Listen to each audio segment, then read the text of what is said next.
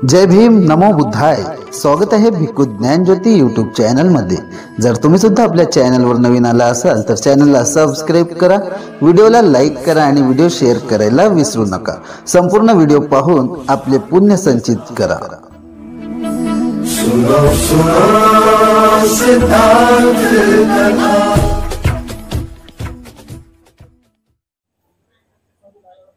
महाकारुणिक भगवान सम्यक संबुद्ध भगवंतांनी सुव्याख्यात केलेला, सुस्पष्ट केलेला, धारण करण्यायोग्य असा सद्धम्म आणि त्या सद्धम्मावर आरूढ असलेला पूजनीय आर्य श्रावक संघ, ही बुद्ध धम्म संघ तिनेही गुणांप्रती अतूट श्रद्धा उत्पन्न करत वंदन करतो. उपस्थित पूजनीय भंतेजी, धम्मचेतीजी यांना सुद्धा वंदन करतो आणि सर्व उपासक उपासिकांप्रती मंगल कामना करतो. आवाज येत आहे सगळीकडे? वर्षावासाचा हा प्रारंभ आहे आणि महत्त्वाचा दिवस आहे आज की आपण धम्म ऐकत आहोत. बुद्ध काय आहेत, बुद्धांची महिमा काय आहे, ते कोण आहेत हे आपण समजून घेतलं पाहिजे. बऱ्याच वर्षापासून आपण बुद्धिस्ट आहोत, परंतु ते कोण आहेत आणि काय आहेत याबद्दल आपल्याला थोड्याफार प्रमाणात भ्रांती असते. म्हणून त्यांची जीवनी, त्यांचा जो परिचय, त्यांची महत्त्वी ते मी सांगण्याचा काही प्रयत्न करतो. ते एकमेव असे व्यक्ती आहेत की जे सर्व गुण संपन्न आहेत, सर्वज्ञ आहेत. का?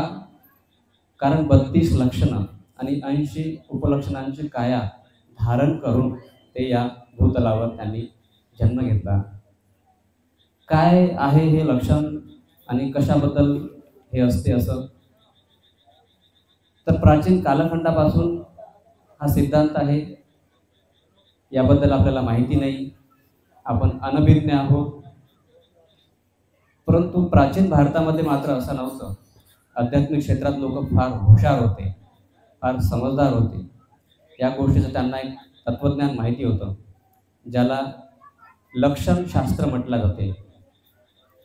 या लक्षणशास्त्राचा अभ्यास प्राचीन काळी ब्राह्मणांना, विद्वान लोकांना फार असायचा. कधी काळी ते असे काही युगपुरुष असले तर त्यांच्याकडे लक्षण हे पाहायचे लोक. कोण कोण्या स्वभावाचा असते, कोण्या अलग अलग व्यक्ती असतात, व्यक्ती तितक्या प्रवृत्ती असतात. प्रत्येक व्यक्ती हा आपल्या गुणाचा मालक आहे, कर्माचा मालक आहे. अशाच प्रकारे त्याची प्रवृत्ती बनते प्रकृतीद्वारे. कोणाला 2 लक्षण असतात, कोणाला 3 लक्षण असतात, कोणाला 4ही असू शकतात. तर ते शुभ लक्षण असतात. निसर्गतः त्या व्यक्तीचे पुण्यकर्म, कर्म याच्यावर त्याची जी निर्मिती आहे त्याच्यावर त्याचे लक्षणच असतात.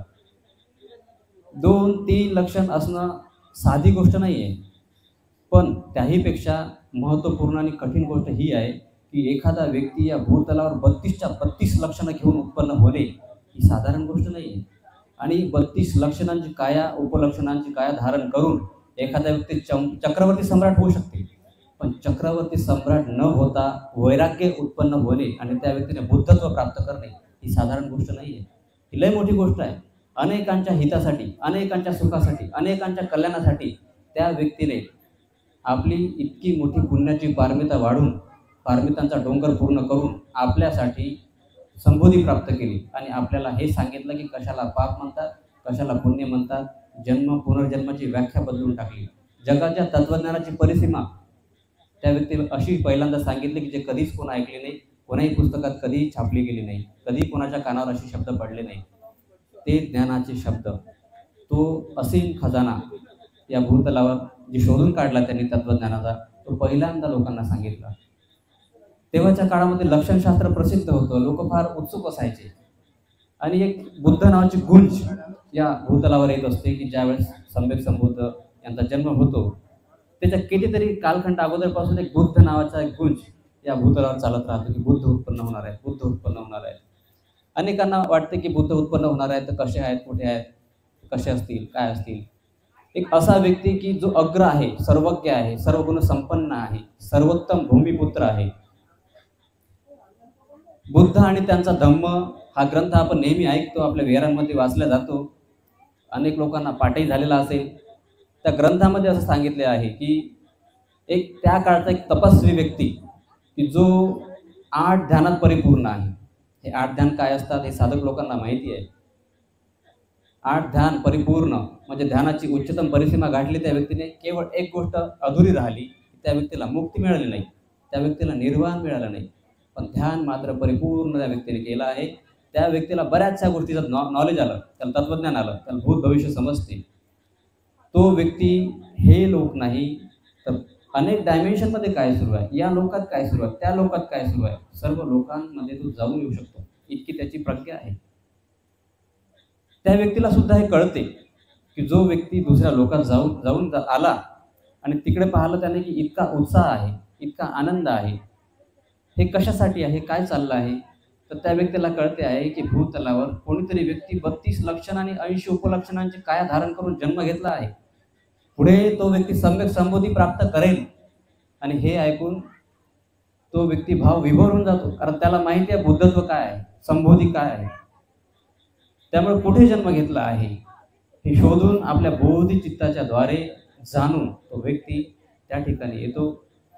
असा उल्लेख आहे की त्या काळी एवढा मोठा तपस्वी आल्यावर मोठा प्रश्न पडते राजाले की हा एवढा मोठा तपस्वी कधी कुठे न जाता अचानक आपल्या दरबारापाशी आला, तर काय कारण असेल. जेव्हा विचारण्यात येते तेव्हा तो सांगताय की मला केवळ आणि केवळ बाळ पाहायचं आहे. आणि ज्या वेळेस बाळ दाखवल्या जाते त्यांना, त्यावेळेस त्यांना ते अलटून पलटून पाहतात. पाहिल्यानंतर त्यांना खूप आनंद होते, त्यांच्या प्रती ते नतमस्तक होतात, प्रदक्षिणा घालतात, आनंद व्यक्त करतात, उत्साह व्यक्त करतात आणि खूप मनातून मग त्यांना रडू येते. ज्या व्यक्तीला मोह नाही, ज्या व्यक्तीला कशाचा लगाव नाही, कशाचा चिपकाव नाही, अशा व्यक्ती संसारापासून अलिप्त झाला आहे, तो व्यक्ती अशा पद्धतीने लहान लेकरासारखा रडतो आहे. तर राजालाही मोठं टेन्शन येते की काय झालं आहे, बाळाच्या नशिबात काही वाईट घडलं आहे का, कोणता शनी मागा लागला आहे का, त्याच्या नशिबात काही वाईट घटना तर नाही आहे, तो व्यक्ती काही जगणार तर नाही जास्त, किंवा काही रोग भोगतो नाही आहे, काय कारण आहे तपस्वी रडत आहे. विचारलं जाते की महाराज असे का रडत आहात तुम्ही, काय कारण आहे. तो व्यक्ती सांगतो आहे की मी पहिल्यांदा खुश होतो, आनंदी होतो. त्याचं कारण हे की अनेक जगांचं कल्याण होणार आहे, आता लोकांना सुख माहीत पडणार आहे, मुक्ती माहीत पडणार आहे. आणि हे कधी कधीच असं होत असते, कधी कधीच असं होत असते. या समस्त संसारामध्ये अनेक कल्पांमध्ये अनेक छोटे लोक असतात, असे 2-4 बोटांवर मोजण्यासारखे, की जे एवढा मोठा सम्यक संकल्प करतात आणि संबोधी प्राप्त करतात. ही लय दुर्मिळ गोष्ट आहे आणि ही अत्यंत आनंदाची गोष्ट आहे. राजा खुश व्हा की तुमच्या पोटी असा पुत्र जन्माला आला, आनंद व्यक्त करा. मी रडतो यासाठी आहे राजा की ज्या वेळेस हा व्यक्ती मोठा होईल, संबोधी प्राप्त करेल, त्यावेळेस मी नसणार आहे इथे, मी म्हातारा झालो आहे, जास्त जगू शकत नाही, त्यामुळं मी मुक्त होऊ शकणार नाही, ते प्राशन करू शकणार नाही अमृत, की जे तत्वज्ञान असं असणार आहे की जसं एखादं मध आहे, कुठूनही खा, गोडच आहे, मधुरच आहे, त्याच्या तृप्तीची काही सीमा नाही. असं ज्ञान हा व्यक्ती शोधून काढेल, या व्यक्तीला मी पाहू शकणार नाही, मी तत्वज्ञान ऐकू शकणार नाही, मी मुक्त होऊ शकणार नाही, त्यामुळे मी रडतो आहे. अनेक लोक आले, त्यांच्या जन्म झाल्यानंतर अनेक लोकांना दान धर्म केला गेला, मोठ्या प्रमाणात एक राज उत्सव झाला. त्या काळी काही तत्वज्ञ लोकही होते, हुशार लोकही होते, की त्यांना भविष्य याचं नॉलेज होतं, तत्वज्ञान होतं. जेव्हा अशा काही लोकांना विचारलं, काही लोकांनी सांगितलं की हा व्यक्ती चक्रवर्ती राजा होईल, काही लोकांनी सांगितलं की तलवारीला हात न लावता जगावर राज्य करण्याची या व्यक्तीची ताकद आहे, या व्यक्तीचे गुण आहे, त्याचं बल आहे. काही लोक म्हणत की हा व्यक्ती संन्यासी होईल, याचे लक्षण सांगतात की हा व्यक्ती संन्यासी होईल, पण त्यांचं पक्क नव्हतं. पण हा एकमेव व्यक्ती असा होता की त्याने ठाम सांगितलंय की राजा हा व्यक्ती संन्यास घेणार, संसारात राहू शकत नाही, असे व्यक्ती संसारात राहत नाही, संसारात राहण्यासाठी त्यांची उत्पत्ती झालेली नाही. चक्रवर्ती सम्राट होईल असं मला मुळीच वाटत नाही, हा व्यक्ती सम्यक संबुद्धच होणार, यात निसंदेह शंका नाही. ही गोष्ट ऐकल्यावर मोठी परेशानी, मुलगा एवढ्या वर्षांनी झाला, सर्व परिवारात आनंद आहे, राजगादीला वारस मिळाला आहे, आणि हा व्यक्ती जर अशा प्रकारे घरदार सोडेल, संन्यासी होईल, तर ही चांगली गोष्ट नाही. मोठं दुःख असते वडिलांना की आपला मुलगा सोडून जाऊ नये, त्याने म्हातारपणात आपल्याला आधार द्यावा, सहारा द्यावा, म्हातारपणाची तो काठी व्हावा असं प्रत्येक बापाला वाटतंय. अशा प्रकारे नाही झालं पाहिजे. मग त्यासाठी काय करता येईल आपल्याला? त्यासाठी काही उपाययोजना करावी लागतील. या व्यक्तीला संसारामध्ये रममाण होण्यासाठी अनेक सुखसुविधांनी युक्त असं वातावरण तयार करावं लागेल. असाही उल्लेख आहे ग्रंथामध्ये की प्राचीन काळी शाक्य लोक समृद्ध होते, श्रीमंत होते. जिथपर्यंत नजर जाईल, आपले डोळे जिथपर्यंत पाहू शकतील तिथपर्यंत जमीन त्यांच्याकडे होती. असं म्हणतात की एका वेळेस 1000 नांगर त्यांच्या शेतीमध्ये काम करायचे. अनेक लोक त्यांच्याजवळ काम करायचे. काही कमी नाही, कशाची कमी नाही. उन्हाळ्यासाठी वेगळा महाल, पावसाळ्यासाठी सुद्धा वेगळा महाल, हिवाळ्यासाठी सुद्धा वेगळा महाल. अशा प्रकारे सुखसुविधांनी युक्त त्यांचं जीवन गेलं, बालपण गेलं. अनेक बाग बगीचे, दास्या, नौकर त्यांना करमणुकीसाठी, त्यांचं मन रमण्यासाठी अनेक गोष्टी त्यांना केल्या गेल्या. तरी सुद्धा जेव्हा जेव्हा वेळ मिळेल, शांती मिळेल, तेव्हा तेव्हा ते आपले डोळे बंद करायचे, श्वासावर लक्ष केंद्रित करायचे, ध्यान करण्याचा प्रयत्न करायचे.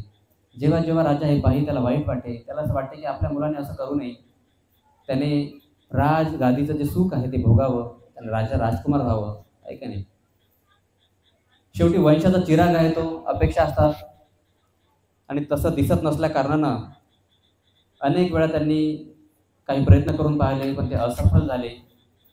शेवटी जेव्हा राज्याभिषेकाची बारी आली, तयारी झाली, त्यावेळेस अनेक लोक राजगादीवर बसवण्यासाठी त्यांना ते कॅपेबल आहेत का, एलिजिबल आहेत का, म्हणून काही गोष्टी असतात त्या शिकवाव्या लागतात.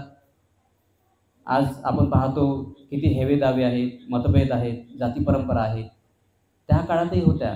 मनुष्य एकोप्याने राहायला लागतो, समूहाने राहायला लागतो. तो जातीची निर्मिती करतो, तो देवांची निर्मिती करतो. मत परंपरा, भिन्न भिन्न कर्मकांड, यज्ञयाग ह्या परंपरे असतातच, पहिलेपासून असतातच. त्या काळात असं ऐकलं आहे की 62 प्रकारचे संप्रदाय या जगामध्ये वास्तव्यात होते. आता प्रमुख संप्रदाय जर आपण पाहतो तर 3 आढळतात आपल्याला. एक आढळतो आहे की ख्रिश्चन्स, जो जगभर पसरलेला आहे. दुसरा प्रामुख्यानं पाहतो आपण की मुस्लिम समाज जगभर पसरलेला आहे. आणि तिसरा आहे बुद्धिस्ट. काही छोटे मोठे देशांतर्गत भरपूर आहेत. आजच्या काळामध्ये भारतामध्ये हिंदू नावाची परंपरा आहे, पण भारतामध्येच त्यांचं अस्तित्व आहे, देशबाहेर ओळख नाही आहे रामाची, कृष्णाची वगैरे. त्या काळामध्ये 62 प्रकारचे संप्रदाय, तर किती जातीवाद असेल, किती देवांची निर्मिती असेल, किती कर्मकांडामध्ये लोक फसलेले असतील याची आपल्याला प्रचिती येते. त्यावेळेस अनेक लोक त्यांना विद्या शिकवण्यात तरबेज होते. काही लोक त्यांना युद्धकला यामध्ये निपुण असण्यासाठी त्यांना अनेक गोष्टी शिकवल्या गेल्या. शस्त्रसाठा कसा करायचा, लढाई कशी करायची, कोणत्याही गोष्टीची पूर्वतयारीचं नियोजन कसं करायचं, शिल्पकला कशी. शिल्पकलेला फार महत्त्व होतं त्या काळात. तक्षशिला विद्यापीठात उल्लेख आहे की शिल्पकला शिकण्यासाठी अनेक राजकुमार यायचे, त्यांना पण शिल्पकला शिकवण्यात आली. आज आपण जे काही चैत्य पाहतो, स्तूप पाहतो, लेण्या पाहतो, ते सर्वच्या सर्व आज एखादा इंजिनियर असेल तर कितीही पैसे दिले तुम्ही तसं बनवूच शकत नाही तो. ते टेक्नॉलॉजी तेव्हाच होती, आता नाही. तर फार मोठ्या प्रमाणावर एक विद्या होती, ते त्यांना शिकवल्या गेली, शिल्पकला. अनेक अशा काही गोष्टी होत्या की जे राजगादीवर बसवण्यासाठी उपयुक्त ठरतात माणसाला, आणि त्या शिकवल्या पाहिजे, शिकल्या पाहिजे. जी गुप्त नॉलेज असते एक राजासाठी. परंतु एवढ्या साऱ्या लोकांवर जर हुकूमत करायची आहे तर माणसाला आध्यात्मिक शिक्षण असणं आवश्यक आहे. राजा अनेक लोक आहेत जे कर्मकांडात आहेत, यज्ञयागात आहेत, आणि त्यांचा मोठा समुदाय आहे. आपण एका देशाच्या राजकुमार आहात, आणि राजकुमार असल्या कारणानं प्रजेचे पिता आहात, प्रजापती आहात, म्हणून तुम्ही आध्यात्मिक शिक्षण शिका. तर त्या काळी असं म्हटलं जाते की 3 मान्यता होत्या त्या काळामध्ये. प्रमुख मान्यता होत्या त्या काळामध्ये अशा की जे पंडित, पुरोहित आणि ब्राह्मणवादी जे लोकशाही त्या काळात होती, की जे विचारधारा आपण त्याला मानतो, त्या विचारधारेमध्ये जे वेदामध्ये सांगितलं आहे चातुर्वर्ण व्यवस्था, अशाच प्रकारे त्यामध्ये एक मान्यताही होत्या की कर्ता करविता चराचरात वास करणारी जी शक्ती आहे, की जो ईश्वर आहे, तो फार प्रचंड आहे, त्याची एक ताकद आहे, त्याचं एक अस्तित्व आहे. आणि लोक असं मानायचे की या निसर्गामध्ये झाडाचा एक पत्ता सुद्धा त्याच्या इशाऱ्याशिवाय हलत नाही. कोणाच्या? ईश्वराच्या, की जो कुठेतरी बसलेला आहे वर आणि सर्व काहीतरी निर्माण केलेलं आहे. ही एक मान्यता आहे राजा, आणि याला तुम्हाला मानावं लागेल. दुसरी एक मान्यता होती अशी की जे काही आहे आपल्या जीवनामध्ये, सुख असो, शांती असो, समाधान असो, आपल्या कर्माची तर देण आहेच आहे. पण हे महत्त्वाचं नाही आहे. कर्म जे आहे ते आपलं नशीब आहे, आणि नशीब सँक्शन झालेलं आहे. जेव्हा तुमचा जन्म झाला तेव्हा कोणीतरी तुमच्या कपाळावर अक्षर लिहिलं आहे आणि कोणीतरी येऊन रेष मारली आहे. तर ते फिक्स झालं आहे, आता ते बदलू शकत नाही. ते तुम्ही काही केलं तरी त्याला काही पर्याय नाही, त्याला तोड नाही काही. ते सँक्शन झालेलं आहे, ते होणारच. अशा प्रकारची मान्यता होती की हातावरच्या रेषाच सर्व काही करतात. कोण बदलवणार? कोणीच बदलू शकत नाही, अशी मान्यता मात्र आहे ती. तिसरी एक मान्यता सुद्धा होती की ह्या पहिल्या ज्या 2 मान्यता आहेत ह्या सत्य नाही. तिसरी मान्यता हे होती की खा प्या मजा करा. म्हणजे काही पाप नाही आहे जगामध्ये, काही पुण्य नाही आहे. तुम्हाला काय वाटतं? तुमचं जीवन जगण्यासाठी तुम्हाला जो काही आनंद असेल, तुमच्याकडे पैसा नसेल, सुख नसेल, तुम्ही लुटा, फसवा, ओरबडा, काही करा, परंतु तुम्ही असं वाटता कामा नये की या जीवनामध्ये मला सुख भोगायचं राहिलं आहे किंवा जीवन जगायचं काहीतरी बाकी राहिलं आहे, असं वाटता कामा नये. म्हणून बिनधास्त राहा, वाटेल ते करा. तुम्ही लुटा, ओरबडा, फसवा, खून करा, काही करा, काही पाप नसते, काही पुण्य नसते. हा जो सिद्धांत आहे याला म्हणतात खा प्या मजा करा. राजकुमार मात्र राजकुमार आहेत. जेव्हा बुद्धत्व प्राप्त झालं तेव्हा ते भगवान झाले. अगोदर त्यांचं नाव काय होतं? सिद्धार्थ गौतम. खूप प्रॅक्टिकल. असं नाही की कोणतरी म्हटलं, कोणा ग्रंथात आहे, पुस्तकात लिहिलं आणि मी मानतो. जोपर्यंत अनुभूतीवर येत नाही तोपर्यंत मानणार नाही.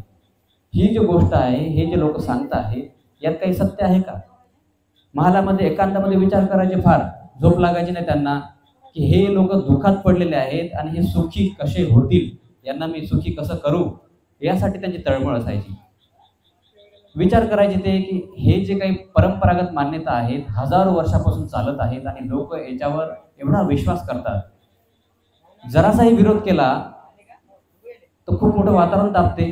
काय कारण असेल या गोष्टीचं? या गोष्टीत काही सत्य आहे का, हे तर पारखलं पाहिजे. आपण कसं मानावं की जे काही आहे सगळे काही त्याचे हुकूमत आहे, चराचरात वास करणारा असा काही शक्ती आहे, त्यानं सर्व निर्मिला आहे, तो सुखाचा मालक आहे, दुःखही त्यानं दिलेला आहे, जन्मही त्यानं दिलेला आहे, मृत्यू तो देणार. मग या मनगटाचा काही उपयोग राहील का? जगामध्ये दुःखी लोक आहेत, कष्टी लोक आहेत, किती अन्याय आहे या लोकांमध्ये, की कोणी गरीब आहे, कोणी श्रीमंत आहे, कोणी आंधळ आहे, कोणाला अवयव नाही. हे सर्व काही जे आहे तो बरोबर का करत नाही? त्याने हे करायला पाहिजे, त्याची मालकी आहे, तो करू शकते, त्याचं अधिपत्य आहे, त्याच्यात तेवढी ताकद आहे. तो करत नाही, याचं कारण काय असेल? तर स्वतःलाच ते असं म्हणतात की एक तर तो निर्दय असला पाहिजे, की त्याला दया नाही आहे. त्या काळचे त्यांचे काही सल्लागार असतात ब्राह्मण, त्यांना विचारतात की तुम्हाला काय वाटते की लोक दुःखी आहेत आणि त्याने ते बरोबर करायला पाहिजे, त्याने निर्मिती केली आहे, तो का करत नसेल?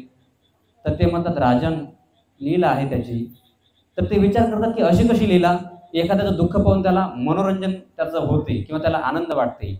असा कसा हा देव की ज्याला आनंद वाटते?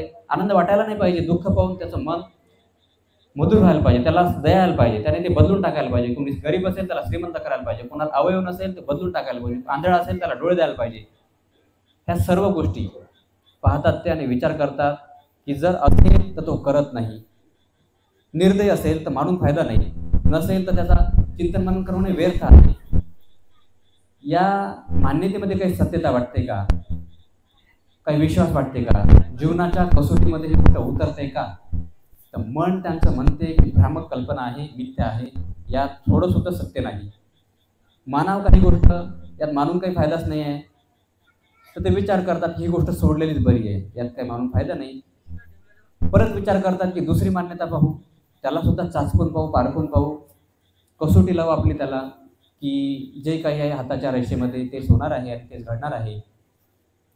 तर या गोष्टीत कितपत सत्य आहे? परत विचार करतात की मी जर असं मानलं की हाताच्या रेषेवर आहे तेच घडणार आहे आणि मी एखाद्या व्यक्तीला मृत्यूदंड दिला, माझ्या राज्यामध्ये निष्पाप निरागस माणसाला जर मी मृत्यूदंड दिला तर लोक म्हणतील की सिद्धार्थ गौतमांनी हे बरोबर नाही केलं. परंतु मी असं म्हणणार की त्याच्या नशिबातच असं होतं की त्याचा मृत्यू माझ्या हातून होईल, असं मी मानेल किंवा असं मी सांगेल. हे उचित राहणार का? परत विचार करतात की हाताच्या रेषा जर सगळं काही आहे तर विचार करण्याची जी शक्ती आहे ती माणसालाच का आहे आणि या मनगटाचा काय उपयोग आहे. माणूस म्हणून असण्याचं एक वेगळं प्रमाण आहे आपल्याला. विचाराचा विचार करण्याची शक्ती आहे आपल्याला. सतसत वेग बुद्धी आहे आपल्याला.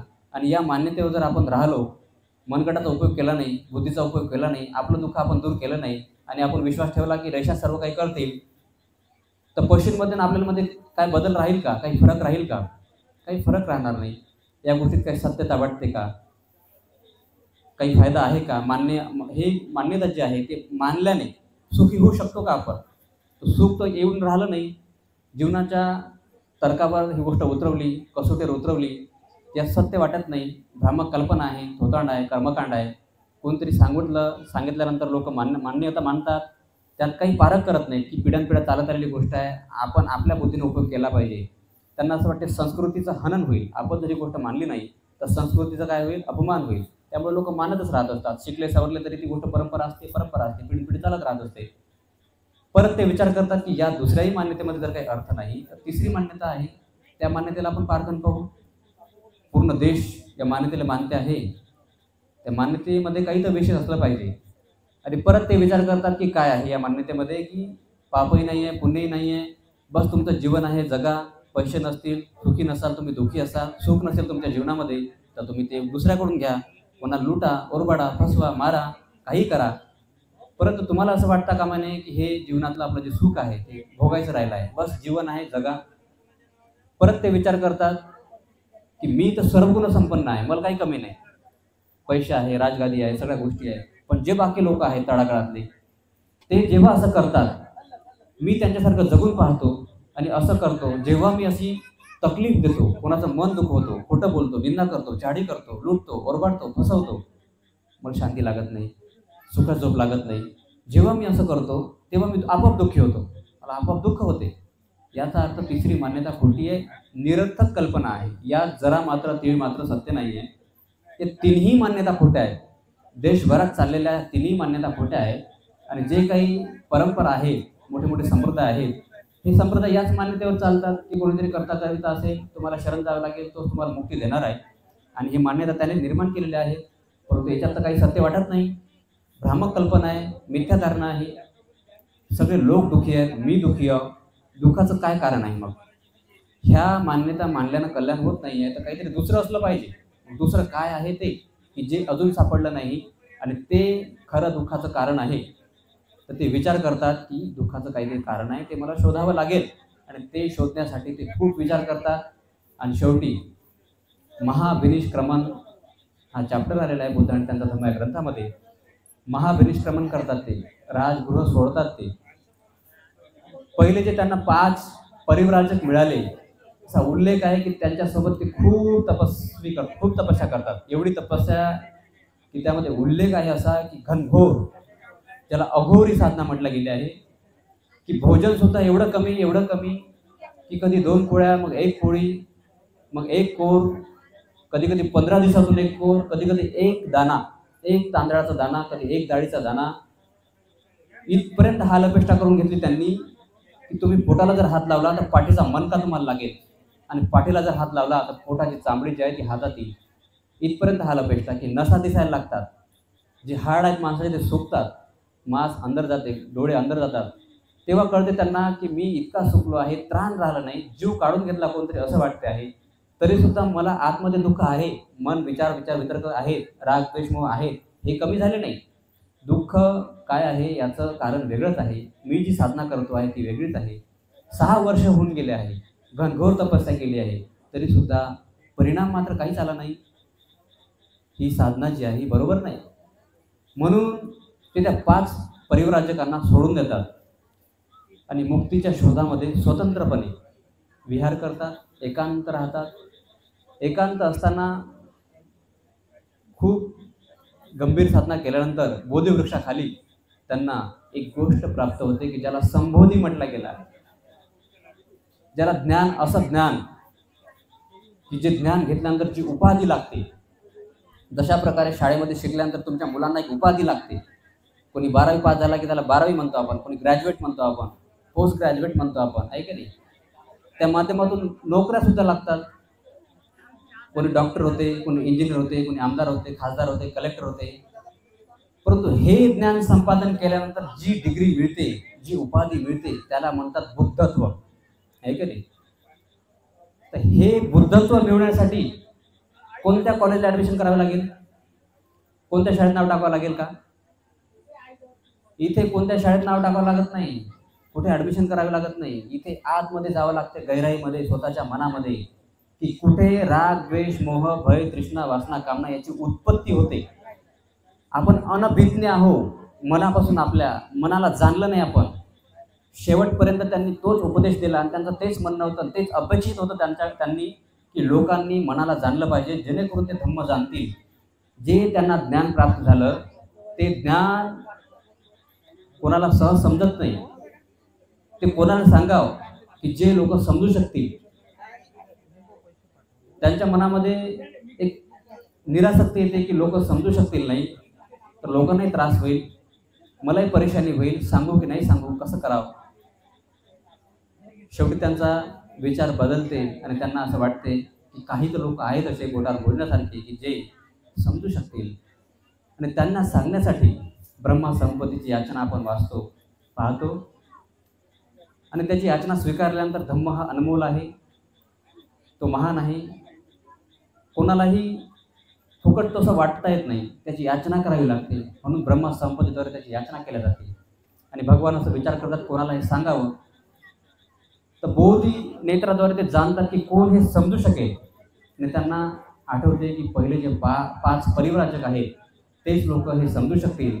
आणि त्या 5 लोकांकडे ते येतात. त्या 5 लोकांनाही वाटते की हे भ्रष्ट झाले, मार्ग भ्रष्ट झाले, होऊन आपल्याला सोडून गेले, तर यांचा सन्मान काय करायचा. परंतु त्यांचं तेजच एवढं असते, त्यांचं चालणं बोलणं एवढा बदलते, एवढा परिणाम दिसते की ते स्वतःला रोखू शकत नाही. कोणी भिक्षापात्र पकडते, कोणी पायथ्याला पाणी देते, कोणी त्यांना बसायला आसन टाकते. जेव्हा त्यांना विचारणा करते की भगवान तुम्ही काय प्राप्त केलं आहे, तुम्हाला तुमचा चेहरा पाहून आम्हाला असं निश्चितपणे खात्री झाली की तुम्ही काहीतरी प्राप्त केलं आहे, तर ते सांगतात की मी बुद्धत्व प्राप्त केलं आहे. एवढी मोठी उपाधी हा व्यक्ती सहज सांगतो आहे की मी प्राप्त केला आहे. लहानपणापासून एक मान्यता होती की हा व्यक्ती बुद्धत्व प्राप्त करेल आणि म्हणून ते त्यासोबत राहते असतात. या व्यक्तीने जर एवढं मोठं नॉलेज, तत्वज्ञान प्राप्त केलं तर आपली मुक्ती होईल, कल्याण होईल. आणि हा व्यक्ती आपल्यासोबत 6 वर्ष राहून मिळाला नाही, हा व्यक्ती सहज सांगतो की मला मिळालं आहे. तर कसं मिळालं आहे एवढा लवकर? यकीन वाटत नाही, विश्वास वाटत नाही. सांगतात लहानपणापासून बागडले, खेळले माझ्यासोबत, कधी खोटा बोललो का मी? नाही म्हणतात. 6 वर्ष तपस्या केली आपण सोबत, यामध्ये तरी कधी बोललो नाही. आताही सांगतोय तर माना. तर कसं माना? पहिले 5 परिव्राजक आहेत तुम्हाला जेवढं काही माहीत आहे निसर्गाच्या नियमाच्या बाबतीत तेवढं त्यांनाही माहिती नव्हतं. ते कर्मकांडात पडलेले होते, अंधश्रद्धेत पडलेले होते, मान्यतेमध्ये पडलेले होते. म्हणून सम्मा दिट्ठी याबद्दल खूप गंभीर आहे. शील, आर्य मार्ग, 4 आर्य सत्य, ह्या गोष्टीवर ते जे प्रवचन त्यांना दिलं गेलं ते एवढं मोठं आहे की अखंड चाललं 3 महिन्यापर्यंत. विश्वास वाटत नाही आपल्याला, पण आहे सत्य तसं. आणि हे पहिलं प्रवचन आहे भगवंतांचं की जे धम्मचक्र प्रवर्तन सूत्र, यामध्ये विषय आहे. वेळ झालेली आहे, महाप्रवचन आपलं सुरू होईल. बंदिजीची येण्याची तयारी सुद्धा सुरू आहे. म्हणून मी अगदी थोड्या वेळात बोलतो की त्यांना आर्य मार्ग एक अंग आहे, त्याचा विशेष केला तर खूप मोठा आहे. शिलावर सुद्धा खूप मोठा आहे. पण थोडक्यामध्ये आहे की शील हे निसर्ग नियमित आहे आणि अनेक प्राणी आहेत या निसर्गामध्ये की त्यांना सुखासाठी समाधानाचे पालन करावेच लागते. ते पालन करतील तर लोक सुखी होतीलच, आणि जर पालन करतील नाही तर दुःखी होणारच आहे. हे त्यांना ते समजून सांगतात, पटवून देतात. दृष्टी सम्यक असली पाहिजे, निसर्गाचे नियम कसे काम करतात, मन काय आहे, चित्त काय आहे, विकाराची निर्मिती कशी होते, इंद्रिय काय आहे, हे सर्व तत्वज्ञान त्यांना ते सांगतात. आणि खऱ्या अर्थानं दुःखाची उत्पत्ती माणसाच्या मनामध्ये होते, कारण इच्छा, कामना, तृष्णा हे माणसाच्या पूर्ण होत नाही. ते पूर्ण करण्यासाठी माणूस सदोदित प्रयत्न करतो. झोपेतून उठला तेव्हापासून झोपेपर्यंत आणि मरेपर्यंत ही इच्छा उत्पन्न झाली, ती पूर्ण केली, दुसरी, तिसरी, अशा हजारी होतात, परंतु ते थांबत नाही. जर इच्छा पूर्ण झाली तर माणसाला आनंद वाटतो, पण तो 4 दिवस टिकतो, दुसरी उत्पन्न होते. हे दुःखाचं कारण आहे. त्यांना सांगतात की ज्या 3 मान्यता होत्या त्या दिमागातून काढून टाका, बुद्धीतून काढून टाका, त्या निरर्थक आहेत. कोणत्या त्या माहिती आहे तुम्हाला? की झाडाचं पत्र सुद्धा त्या एका ईशाशिवाय हालत नाही, त्याच्या ईश्वराशिवाय हालत नाही, ईश्वराच्या. ही एक मान्यता. जे नशिबाला तेच घडते दुसरी मान्यता, आणि खा प्या मजा करा हे तिसरी मान्यता. ह्या तिन्ही काढून टाका. मी सांगतो त्या 4 गोष्टी माना की दुःख आहेच, हे 100% आहे, मरेपर्यंत आहे, या सृष्टीच्या अंतापर्यंत दुःख आहे. जो प्राणी जन्म घेईल तो मरणारच आहे, म्हातारा होणारच आहे, रोग राई व्याधी ह्या गोष्टीला होणारच आहे. इच्छा कामना तृष्णा या पूर्ण होणार नाही, दुःख होणारच आहे. दुःख आहे, पण दुःख म्हणून थांबलेले नाही. त्याचं कारण आहे काहीतरी अनगिनत असे कारण आहेत त्या निसर्गामध्ये, पण प्रमुख कारण आहे की इच्छा आहे. कोणतीही गोष्ट विनाकारण होत नाही. दुःख आहे तर दुःखाचं कारण आहे इच्छा, आणि इच्छा आहे एवढंच नाही तर त्याचं काहीतरी निवारण सुद्धा आहे. निवारण हेच आहे की इच्छा जागवू नका, पण कशा जागवू नका बोलणं सोपं आहे, त्याचा उपाय सुद्धा आहे. उपाय हाच आहे की विपश्यना विद्या. जगाला दिलेली सर्वोत्तम मोठी देण भगवंताची हीच आहे की अनित्य बोध जागवता आला पाहिजे, मनाला समतेत ठेवता आलं पाहिजे, आणि भूतकाळ भविष्यकाळात न भटकता वर्तमानात जगता आलं पाहिजे. हे जर माणूस शिकला तर त्याला धम्म समजला, त्याला प्रतिक समुद्भाव समजला, कार्यकारण भाव समजला. एवढं जर तुम्ही समजून घेतलं तर तुमचं कल्याण होईल. आज जे महाप्रकरण होईल यामध्ये तुम्ही भक्तीचे एक बल आहे, भक्तीमध्ये त्या तरंगाचा वापर करून आपली मुक्ती साधण्याचा प्रयत्न करा, तप करा, साधना करा. हे दिवस निश्चितच कमी काळाचे असतात आपल्या आयुष्यामध्ये. भगवंतांनी सांगितलं आहे त्या काळात लोक धार्मिक होते, श्रद्धावान होते, उपवास पालन करायचे, हप्त्यातून एक दिवस ध्यानाला द्यायचे. आजकाल भरभरीला खूप बिझी शेड्यूल आहे आपलं, माणूस एवढा वेळ देऊ शकत नाही, हप्त्यातून एक दिवस देऊ शकत नाही. पण कमीत कमी आर्यष्टाशीलात राहून आपण पूर्ण दिवस नाही तर अर्धा दिवस ध्यान केलं पाहिजे. अर्धा दिवस नाही तर 4 घंटे, 2 घंटे, 1 घंटे काहीतरी केलं पाहिजे, आहे का नाही? हे करून आपण आपली मुक्ती ठरवणार आहोत. आपण आपल्यावर उपकार करणार आहोत. आपल्या सद्गतीसाठी, आपल्या मुक्तीसाठी हे जीवन आपण सार्थकी घातलं पाहिजे असं मला वाटते. आणि एवढी मी आपल्याकडून आशा करतो. अधिक वेळ न घेता मी थांबतो. भवतु सर्वमंगलं, भवतु सर्वमंगलं, भवतु सर्वमंगलं. असेच नवनवीन व्हिडिओसह भेटू पुढील व्हिडिओमध्ये. तोपर्यंत जय भीम, नमो बुद्धाय. सुनो सुनो सिद्धांत कथा.